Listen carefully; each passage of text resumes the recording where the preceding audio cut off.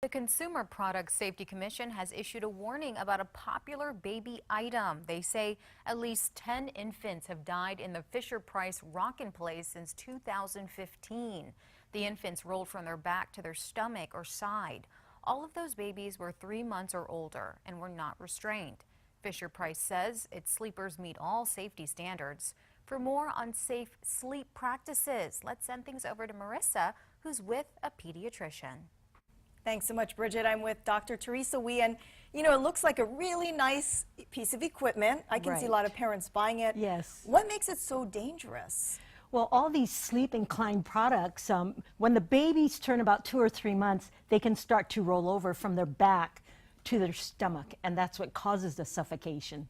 Wow, so should parents really be concerned about not only this one, but others that look just like this? Yes, so with these sleep incline products, there actually have been a total of 17 infant deaths. So That's all of these products should not be used, and instead we recommend the ABCs of safe sleep, Which are? Which are being alone in their own crib and on their backs, which is contra to how when my 4 children were growing up.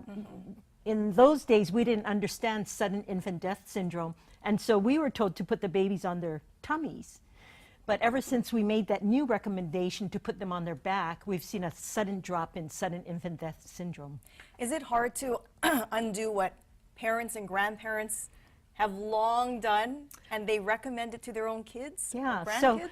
so I do urge grandparents out there to really, the parents are trying to listen to the pediatrician, so I think it's important that the parents tell their parents what is the recommended advice. And you touched upon co-sleeping. That's definitely a no-no. Even if you're really tired, you're breastfeeding, Yes. definitely make that effort to put the baby So in their own bed. yes, definitely no co-sleeping because of the chance of suffocation or what we call rollover onto the baby at any age, really. And that includes even just siblings that are still small, perhaps, that you think, oh, may not hurt the baby, but those babies are so delicate, right? Yes, yes.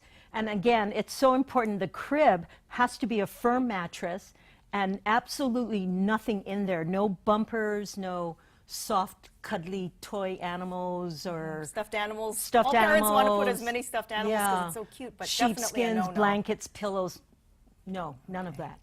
Now, what do you recommend parents do if they're going to go out shopping for new equipment, new beds, or if they're concerned about the ones that they have in their home already?